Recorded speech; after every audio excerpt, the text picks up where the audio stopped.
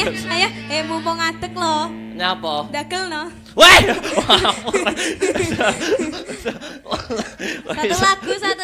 Satu lagu lagi menapa Dik Niken? Duet neh no. Apa ki duet sing karo gamelan ngono lho. Oh, mbek gamelan. Apa ya? Apa request dari anak-anak? Bayu. Oh, nganu Mas. Apa? Mister Mendem. Ayo wis ya. Oh, nganu Mas, cokro kembang. Aja Mister Mendem. Iki ndak genah iki. Mbak Markaban. Rong anu, heeh.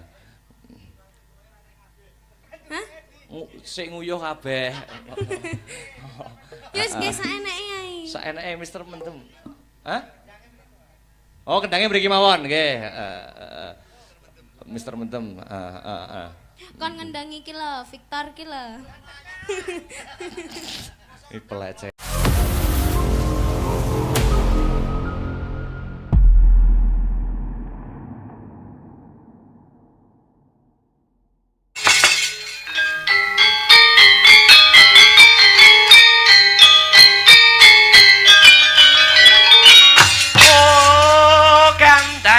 Sasmita jati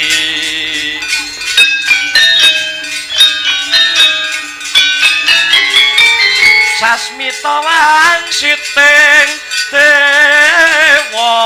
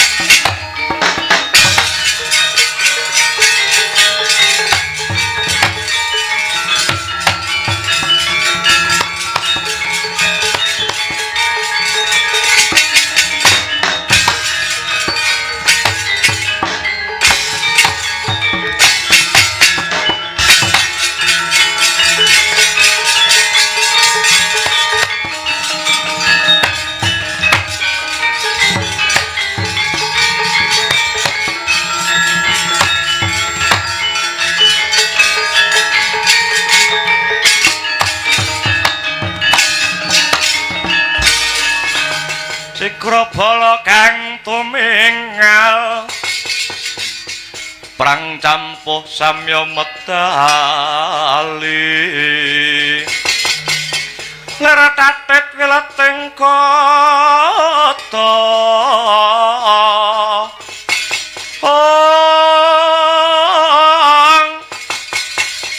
danyuangkong manguncang niti benjang sangaji mijil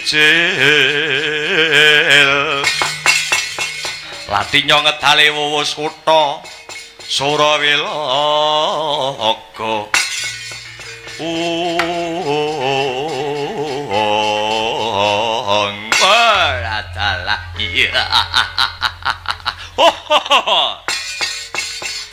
Manarya Warta Manarya Warti Ula Satrio Bandar Junut Pundur Sasana manyadong dawuh Atus pundi kabar kawusananipun Stinggil Praja Ngastina Ula pundur sasana cumadong dawuh man Kang putra pun Jaya Jatra cumadong dawuh aman Satria Tirta Tinal cumadong dawuh aman Bambang Sutama cumadong dawuh paman Para Kurawa siji rungokno kaping pindho gatekno kang sarta lakonana wa sing pasewakan ya kuwi eyangmu saka Talkanda Mahatma Bisma rembukan wawan pangandikan kelawan kakangamu Ngastina Sinu Prabu Duryudana wa sing ngrembug ya kuwi ngrembug babakan tumruning wahyu mustika jati anak angger Duryudana kepengin gayuh anyadang kang sarta anyadong tumreng wahyu mustika jati kuwi nggih. Durung rampung wawan pangandikan kedadak ana sawane Brahmana anyar katon namine sinten man? Namine sinten lan pandhita saking pundi? Ngakune pendhita saka Pratapan Sendang Purwa. Peparape ya kuwi Begawan Harimurti. Harimurti pancene mengkono Dursasana. Harimurti saguh nggayuhke tumedhaking wahyu mustika jati supaya mudhun ana ing negara Ngastina diantuki kelawan Sinuwun Prabu Duryudana. Nanging sarana tumbal iki tumbale para Pandhawa. Lah dalah wis ndak titeni. Angger ana Brahmana utawa pendhita anyar katon janjene kepengin tumedhaking wahyu mesti saranane mateni Pandhawa. Ibarate arep nyapu ning sapune dhewe kuwi reget wis kowe ora usah ndadakaken rembukan, ya. Awit dina sak mengko rembukan ning Begawan Harimurti kelawan Prabu Duryudana agawe kogel penggalihing eyangmu ing Talkanda Mahatma Bisma satemah jengkar saka Stinggil. Lan Begawan Harimurti njaluk syarat-saranane supaya Pandhawa mati ya kuwi syarat-saranane Pujangga Agung negara Ngastina dijaluk. Satemah eyangmu Begawan Durna ya gurumu ya ora narimake perkara kuwi melu jengkar saka Stinggil Keraton negara Ngastina. Mula dina iki Kurawa ndak perintah dombanan manunggal kekuatan kelawan Pratapan Sendang Purwa supaya saya kuat supaya saya bakoh kekuatane. Lho nggih ngestaken dawuh mak, lho nggih ngestaken dawuh aman. Aja nganti slindur sing dadi rasamu. Budhal dina iki aja mangu-mangu ndombani njampangi tindake Begawan Harimurti supaya kasembatan ing setya wahyu mustika jati bisa digayuh kelawan para Kurawa. Budhal kereken gendera lemaris aja nganti nguciwani. Nuwun inggih ngestaken dawuh aman swata menatap bendhe budhal dina iki. Nuwun inggih amit madal pasilan.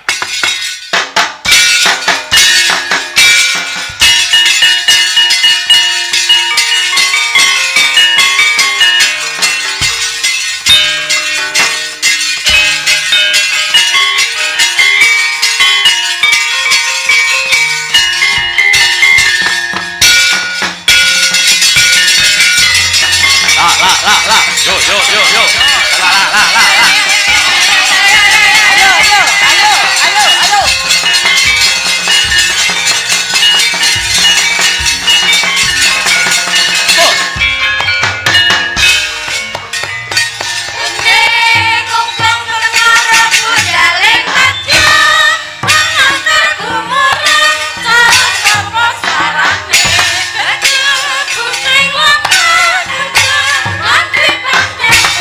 Sur kamber, dong seni, suring lan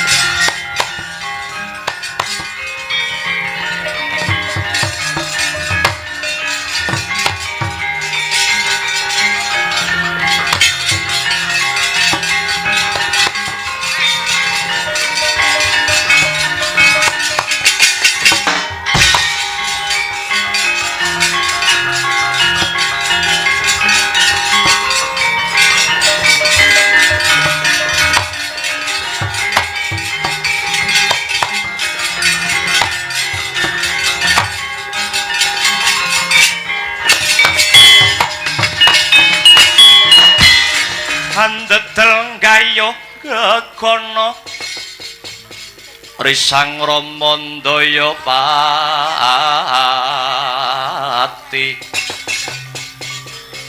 ana yaksa gung cangkrama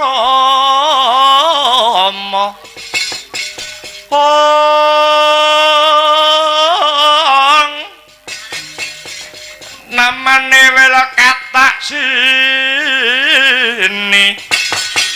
jejagi jroning ware mbadhok ulam tanpa tuwuk mina-mina Drajaladri wela dalah jagat Dewa Bathara ya jagat Pangestungkara menika kula sawang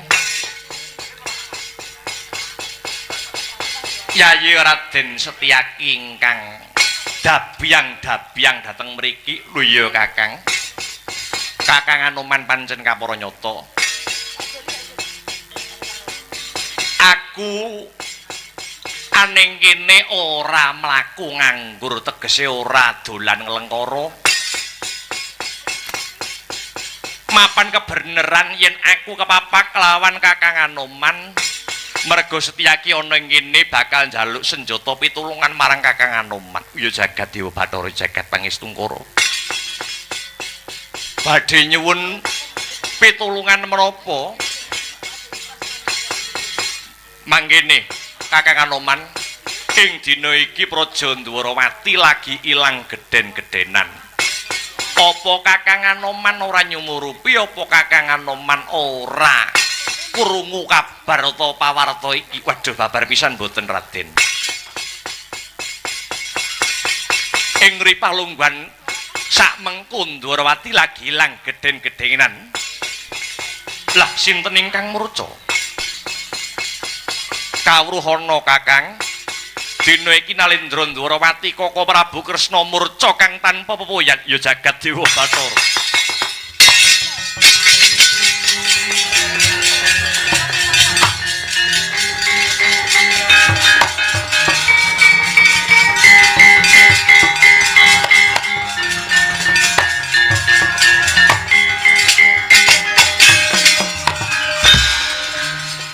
Banjur sapa sing tak sambati, banjur sapa sing tak jaluki colok pepadang ora ana liya kejaba mung Kakang Anoman. Nyun sewu nggih nyun sewu mboten kok kula nampik paring pambiyantu paduka Raden niku mboten nanging kula menika jejering tiyang sepuh. Nggih. Kula nggih bibar nampi tangisipun Kang putra pun Antarja kalian satriya pringgondane Raden Gatotkaca. Awit ing ripalenggahan sak mangke ingkang murca menika mboten ngemungaken sinuwun Prabu Kresna. Lho. Lah banjur sapa Kakang Anoman?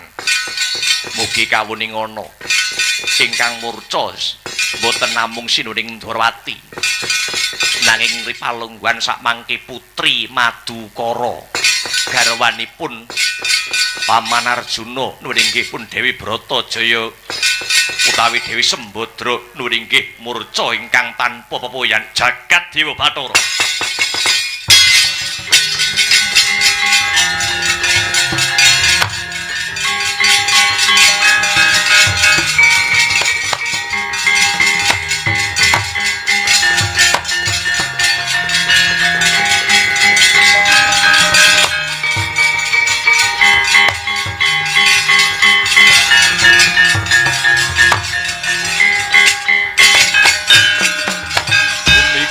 Langit gelap-gelap katon lergin canging risang maweh gandrung sabarang katul wukir moyak mayik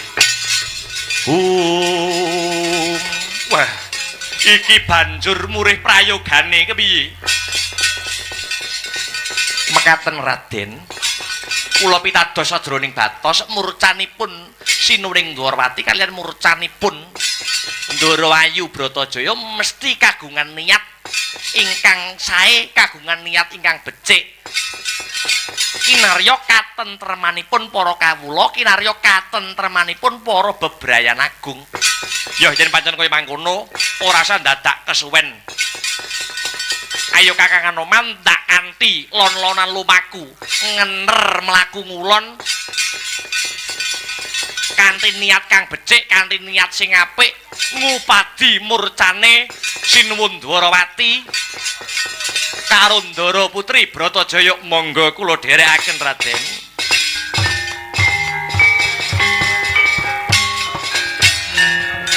Anoman malumpat sampun kaping piting Nagasari dene Sang Prabu Kresna yeman kuat mangandhap katingal manungsa yukura akeh Rama ramane tole muti sarana raja genes wicarane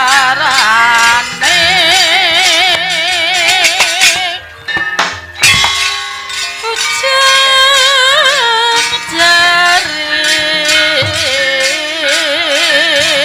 jari yemas ujan jari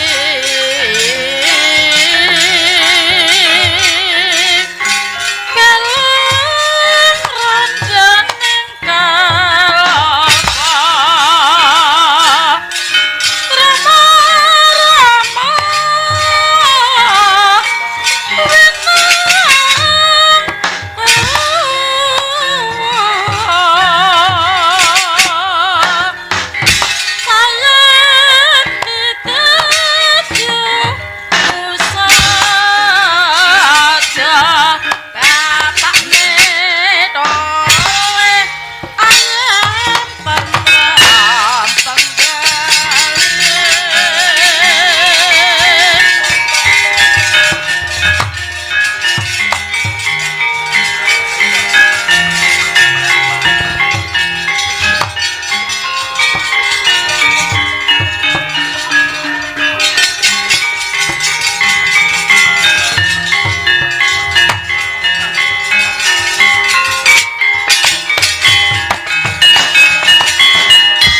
Rekata sang Gatotkaca Tinon Mapakaraka Suta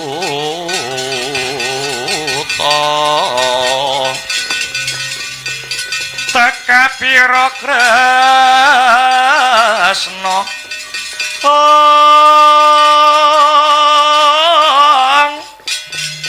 paratamana hara muji saktinira Partamanahar muji saktinira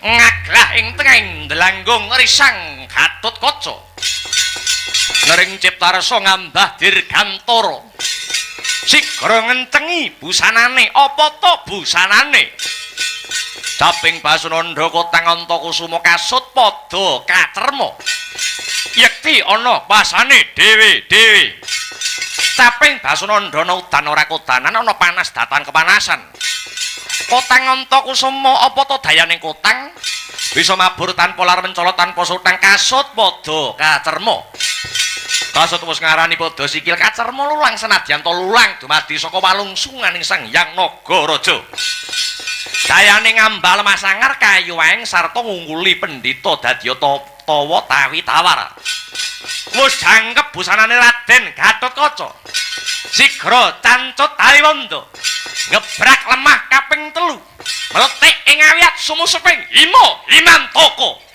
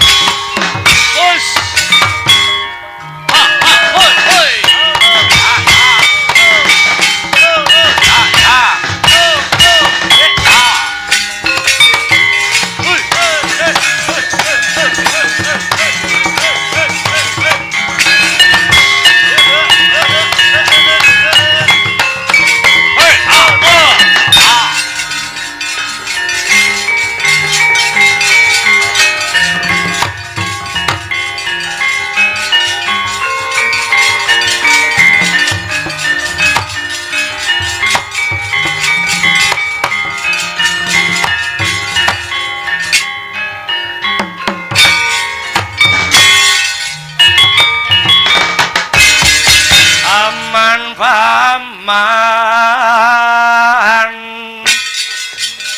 apa wartane ning dalan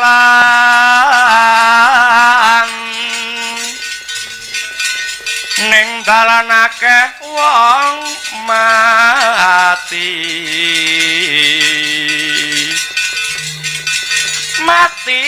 keneng apa matine den haniyaya suduk jaja prateng kikir sukmane ilang raga karingan lintre arisan segelar sepapan payunge megar kaya jamur barat tumbahe nyerang kowe jati angaran sapa cecunduk ing lagu ambuh marang aku kesete Gustiku Prabu Lingga Sugarda saka Praja Pasir Gumelar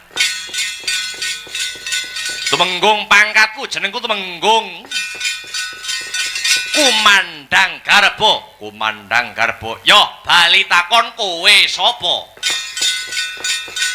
Pangguling Kiwuh Praja Ndrawati kekasihku Raden Setyaki Singa Mulang Jaya Bima Kunting Ityan Dapur Miyayak jenenge pirang-pirang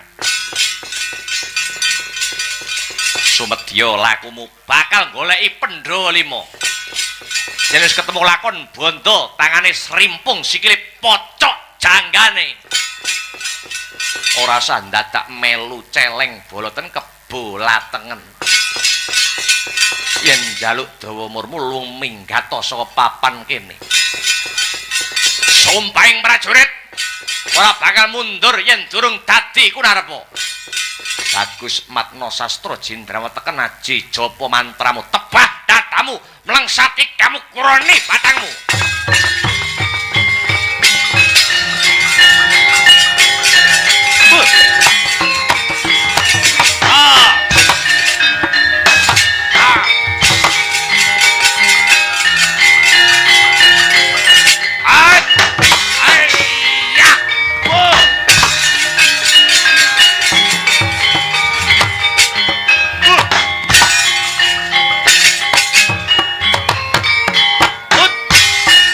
kata nyamber walang polah Mustiaki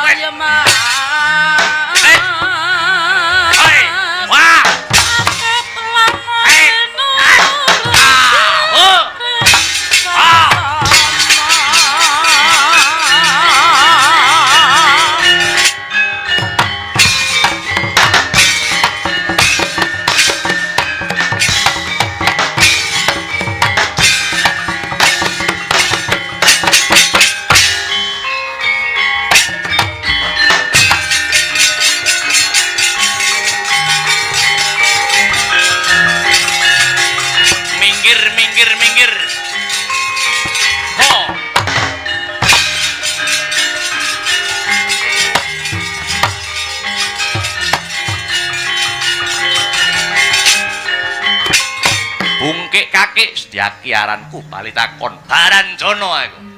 Ora ana musuhmu kejaba aku ngembelo sirahmu. Ho. Hoi. Ciro lu ambruk. Centoske. Hoi. Mutar kowe. Kaprokke wit trembesi mutar kowe. Hei. Hei. Kumpulke. Pendang.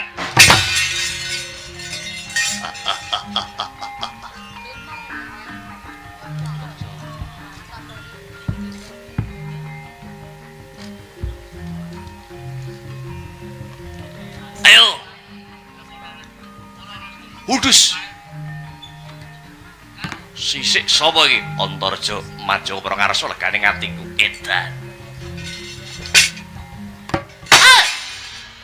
Meletik metu genine bangsat elek. Aduh mati aku. Aduh.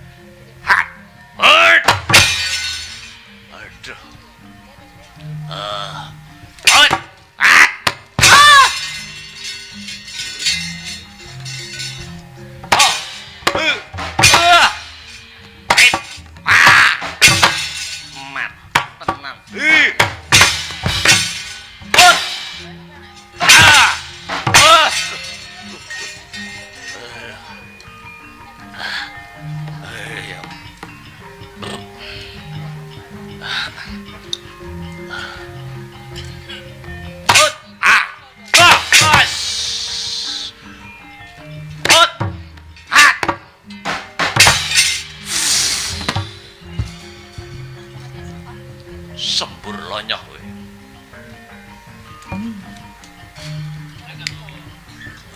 Ati gotongan.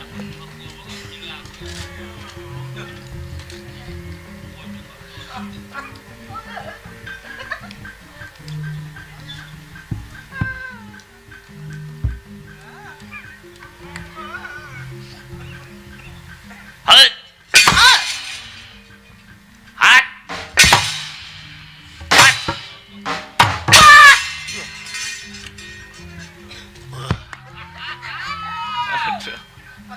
Aduh.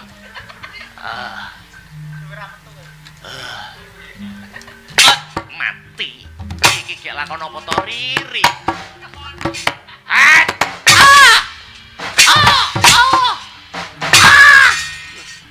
Aduh. Kok geding aku.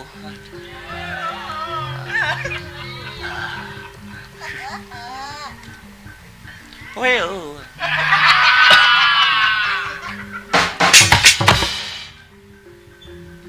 Kuncake Pak Markaban bongko.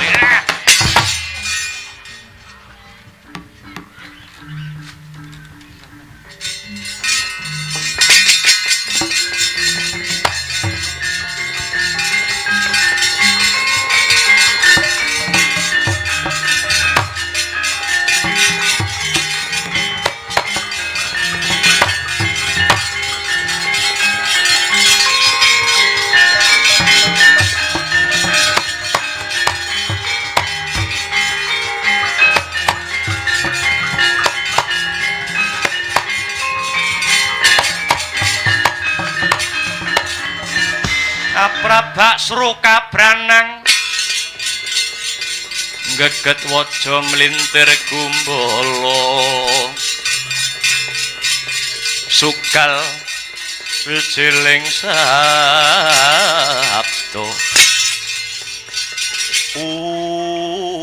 edan-edanan ubar mawut para wadya pasir gumlar gulungan genderamu bongko ana gamanmu linggo sukarya maju pupuh royoan aku ora bakal gigrik wuluku salombo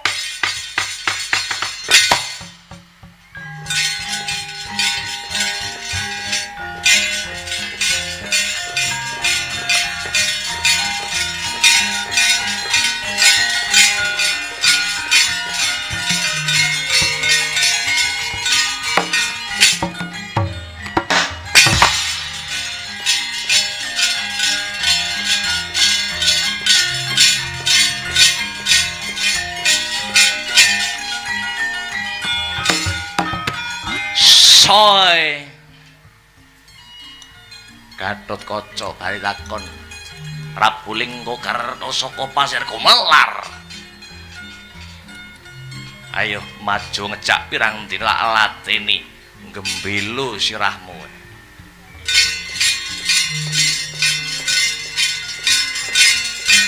Oi. Hei ya. Oh, mutar kowe. Iki. Hei. Hei. Hei. Hei. Mutar kowe. Sambutan jemberan iki. Wah.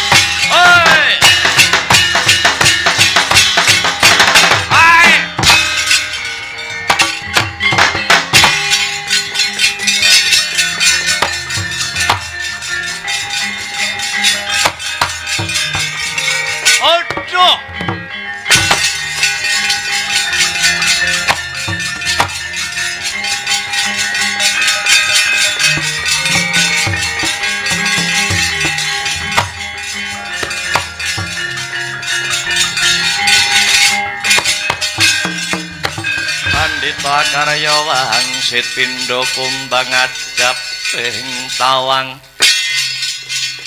susuh ngangin ngendi nggone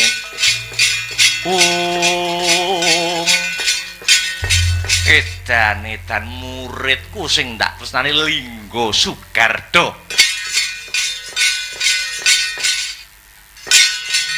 ndak sawang ya kasoring jurit ya.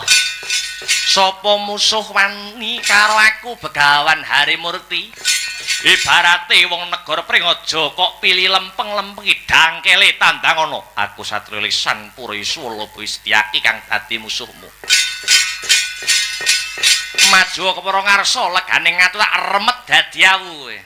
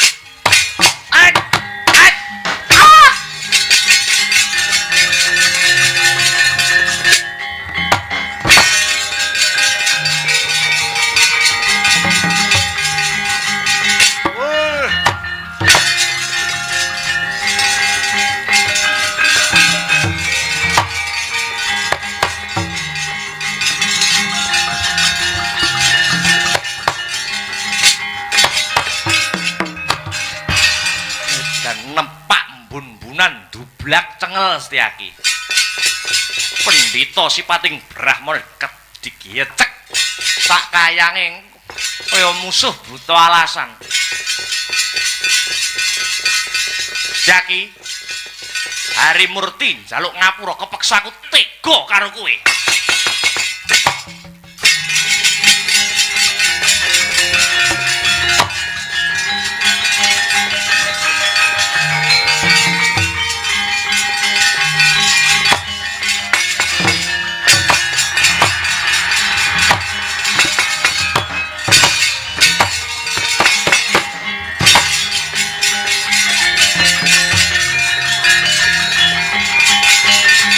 Mati.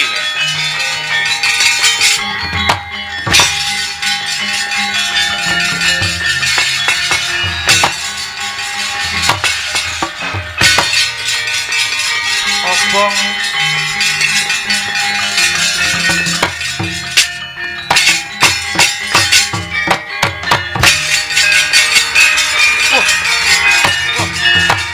Wah. Mati aku. Wah.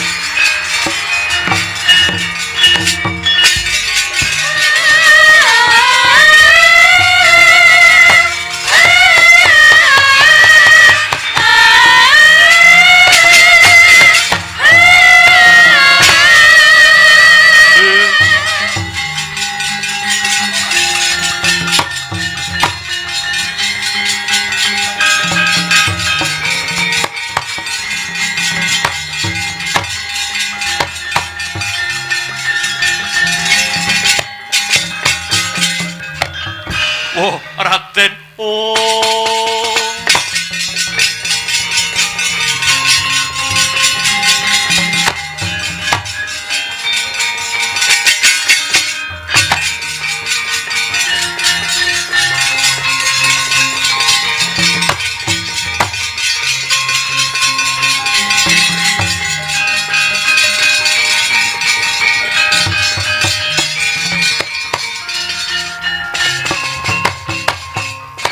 Welah.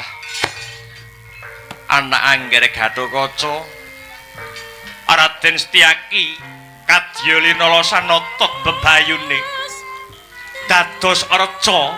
Waduh, kok kados mekaten panandhangipun dereng rampung upadi murcanipun Sinuwun Dwarawati kalian Bibek Bratajaya lelakon saya peteng mendungi saya ngregemeng kados pundi prayoginipun. Monggo nggih nyimpang dalan kemawon sajakipun Begawan Harimurti winangka ing Dewa Cinaketing kelawan Bathara badhe kula bapa Raden Setyaki murih antuk usada nggih.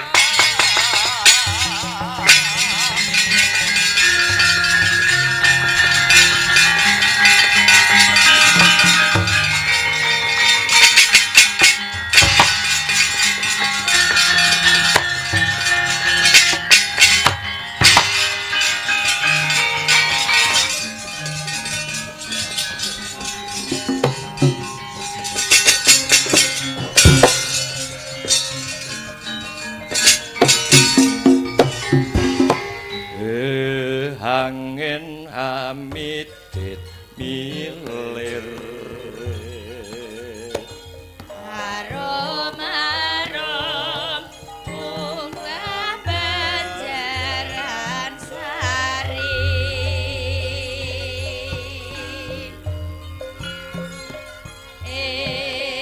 angin milir Arom-arom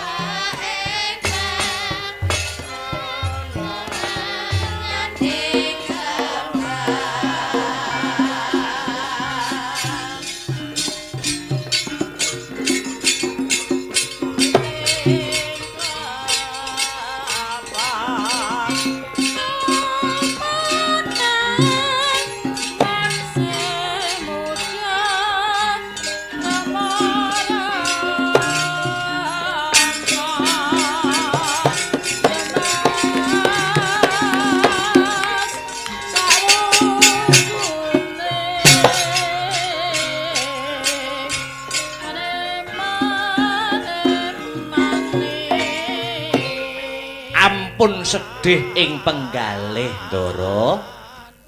Kula ngertos ingkang Ndara penggalih mesti murcanipun Raden Ayu Bratajaya nggih Raden Ayu lara ireng keng garwa. Jenengan pitados mawon kaliyan ingkang murba jagat. Murcanipun Dewi Bratajaya nggih lara ireng mesti ngupadi margi ingkang rahayu kinarya katentreman kang sarta karahayoning para bebrayan agung.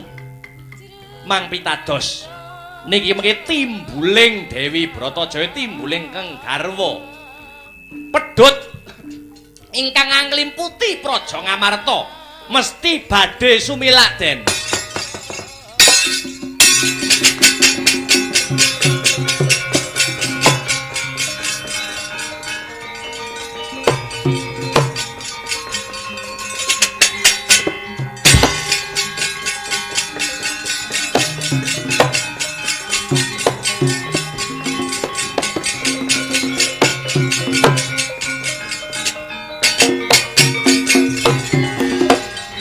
Mongko gandhening tumu salame mong hawasiling iling lukitaning alam padang tetrawangan kaya lumaku ing wanci panglong kepapak ing ngobor sewu kakang. Kados pundi Ndara? Kaya siniraming tirta suci Maradiyage senadyan wis padhang atiku kaya ana trontong-trontong pepadhang marang jagating Janaka. Derekno aku mlaku ngener ngulon mbok menawa ana pepadhang kang bakal mapak lelakon iki Kakang. Monggo kula dherekaken, Gus.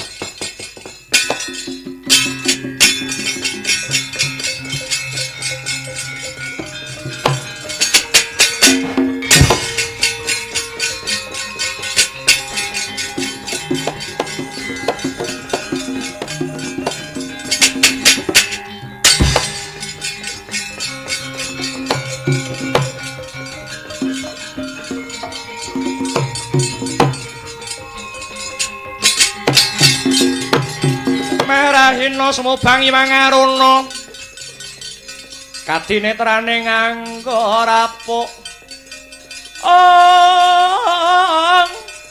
sadaning kukila ringkane goro saketer kene donganing kung lerwu sing pinipanca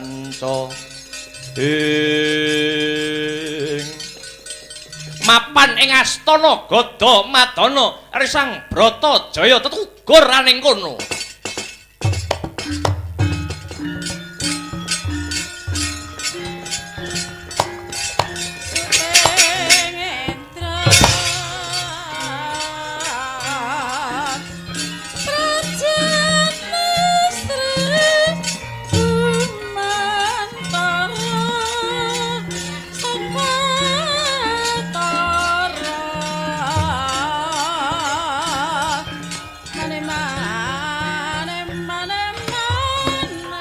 Gra sedakep saluku tunggal Putri Madukara Raden Ayu Bratajaya ya Dewi Sembadra nutupi babahan Nawasanga ngeningaken panca indriya panca lima indriya pengangen-angen amberat hawa nafsu bebayu patang perkara amung sajuga ingkang sinidikara mandeng pucuking grana anut marang yaning kekayun kayung yo nang ngayati hayaning Parutama kaya mati sajroning urip sajroning pati lip layaping ngaluyut pindha pecating supena sumu-suping rasa jatine risang lara ireng wis manunggal kalawan Gustine sedyaning kayun arsa nggayuh kanugrahan murih katentremaning para bebrayan agung katarima pamintane praptaning jauting sidik pangudal-udal Bathara Narada njogaraken kang nedheng semedi.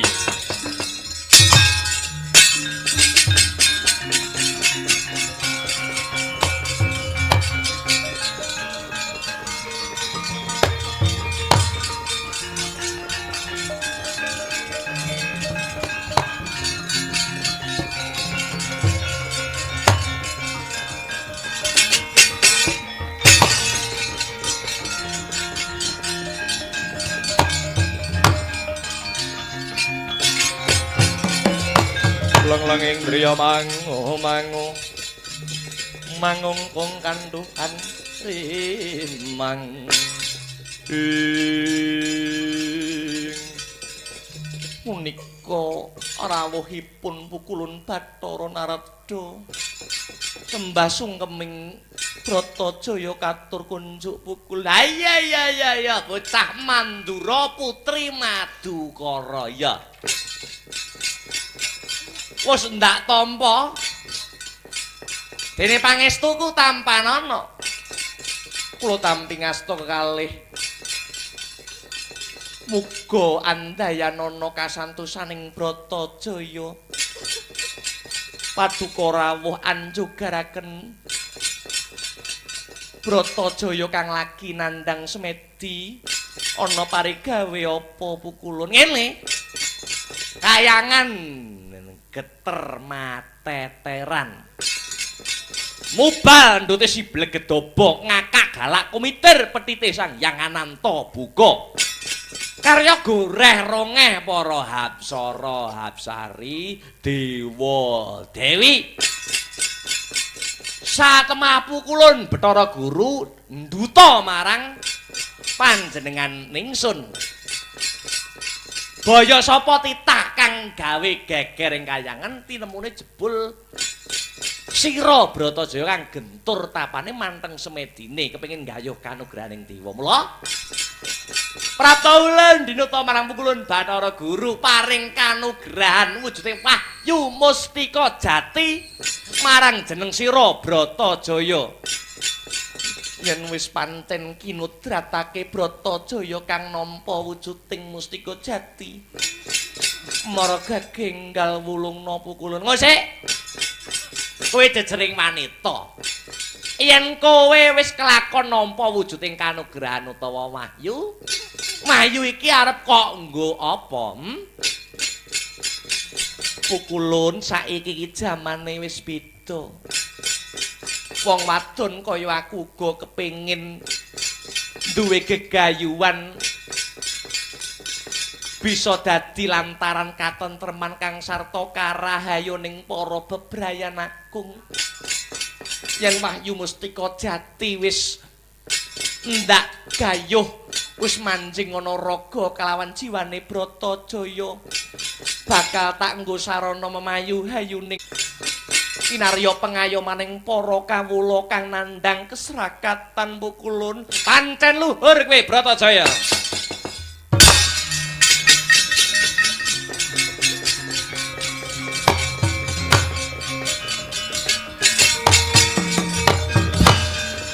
Pancen luhur kang dadi kegayuhanmu mula ora sandadak nganggo kesuwen tampanana wahyu mustika jati mustika simboling pengayoman simboling katentreman jati wis ngarani pancen Bratajaya senadyan ta wong wadon bisa dadi payung pitulung pengayomaning para kawula pengayomaning para bebrayan agung.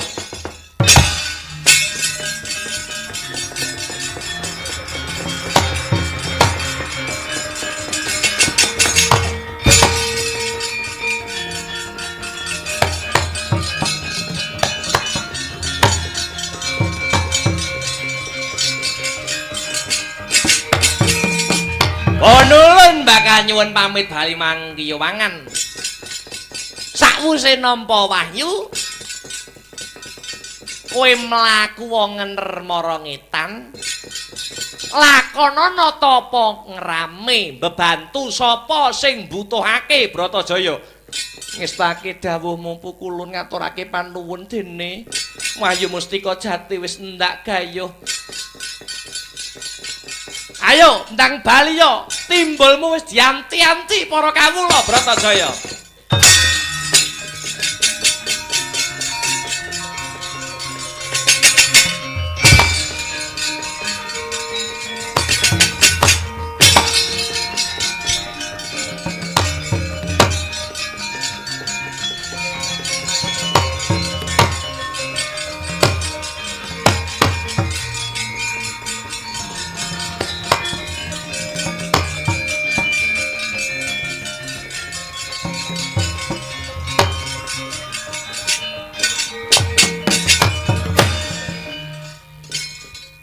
Wong wedok lunga ora pamit. Wis ana pirang wulan ninggalke kasatriyan ninggalke praja. Sapa wong lanang sing ndak bingung kaya ngono kuwi? Bratajaya kaya kono ora wae. Ana lunga malah rabi. Ning dinti kok anak-anak.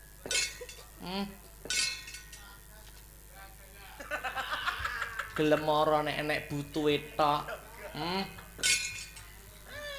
Dadi bojone Pangeran Janaka ki.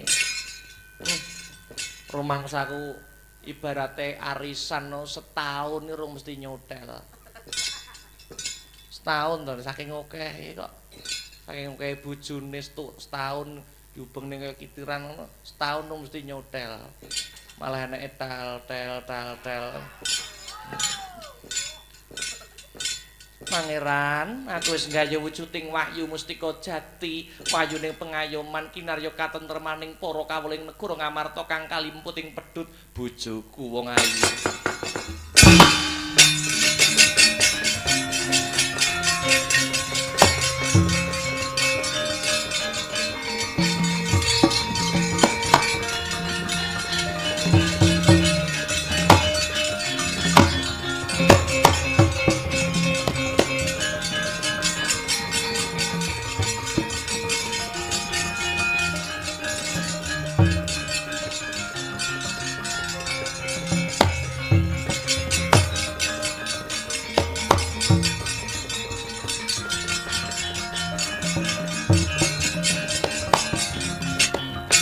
Welatalah jagat dewa patere jagat pramudita syukur bagi jumurung Ndara Bratajaya sampun timbul iki Setyaki lah kok kaya reca ini nggih menika ketaman nuning nggih pengabaranipun Pendhita Klyang Kabur Kanginan ingkang ngaku wingking saking pertapan Sendang Purwa ingkang peparenipun Begawan Harimurti penodayane mustika jati tak grayang muga waluya jati temah nirmala.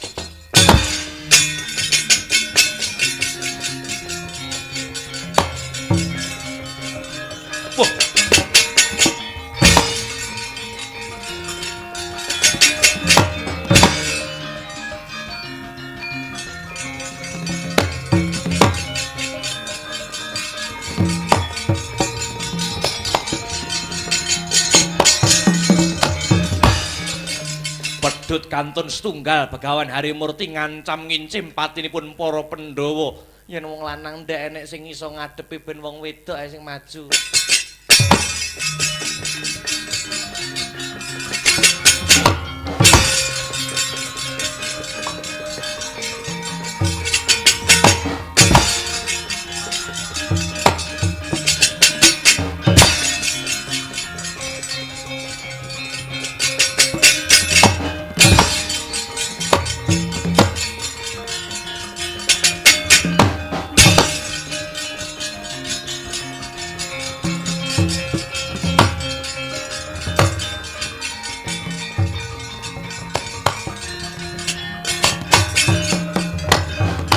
Ana wanita mapak marang lakuku Bratajaya aranku bali.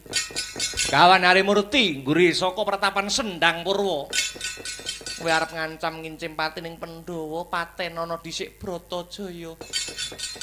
Wong madon krubyuk kabotan Pinjung. Singkirake saka papan iki.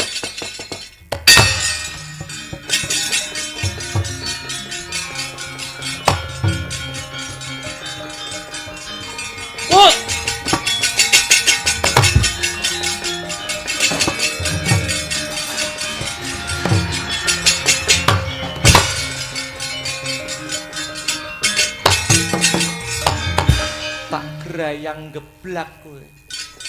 Ana dayaning mustika jati sing bener bakal jejer sing salah bakal seleh. Maliya wujud aku apal ambumu kok Kang. Karepe maliya wujud dadi apa aku panggah apal karo kowe Kakang.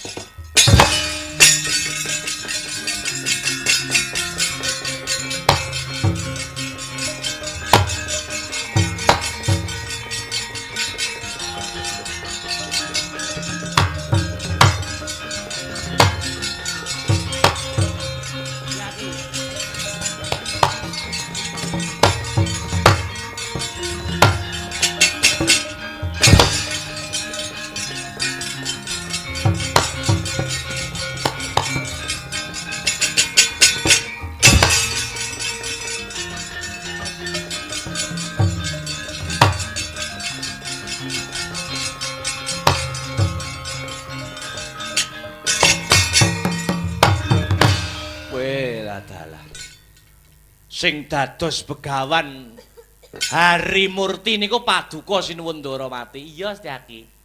Oh. Perang gagah kadang tak gecek ya. Nggih boten napa-napa ingkang baken kula sampun warya jati-jati temah nirmala. Aja kliru panampa ya Bratajaya. Anggonku memba wujud begawan Harimurti lan ngrabasing para Pandhawaku ora duweni niat kang kurang prayoga, malah aku duweni tekad kang sedya kang becik, sedya kang apik. Ya kuwi niatku kareben nyengkake tumuruning Wahyu Mustika Jati supaya cepet tumedhakane Ngarcapada kang ginayuh kelawan Siyadi. Ya. Tekaku rene ya mung nyengkake tumuruning Wahyu Mustika Jati. Jebule Siyadi Bratajaya pancen pengawakaning wahyu kinarya katentreman karahayaning para kawula ing negara Ngamarta kang dina sakmengko nandhang pageblug. Mula wong wadon ing dina sakmengko ing jaman iki wis padha wae ora ana bedane karo wong lanang ing babagan kewajiban. Apa meneh kinarya njejegake lajeng kautaman utawa njejegake tumumpanganing garising bebener. Pranyata Bratajaya adiku senadyan wong wadon nanging bisa ngangkat derajating para kawula samu barange. Nah iki muga kena kinarya patuladan sing becik, kinarya patuladan sing ala katuta barat karo lesus. Muga-muga arep sampeyan entekne niku tugas kula. Arep sampeyan ayahi ngoten. Semar niku metu ngentekne tugas ngoten ya. Niki sampun setengah sekawan, monggo persiapan salat subuh 2 rakaat manembah marang Gusti kunute aja lali. Mugi-mugi sak sampunipun ringgitan Desa Ngadipira ingkang ngadani acara bersih desa lan Agustusan mugi-mugi saged ayem tentrem pinanggih wonten ing karahayon kawilujengan siningkira saking Sengkala Sukerta miwah bencana alam. Amin. Kula Akbar sak kanca Astabrata Group nyuwun pamit billahi taufik wal hidayah waridha wa inayah. Wassalamualaikum warahmatullahi wabarakatuh.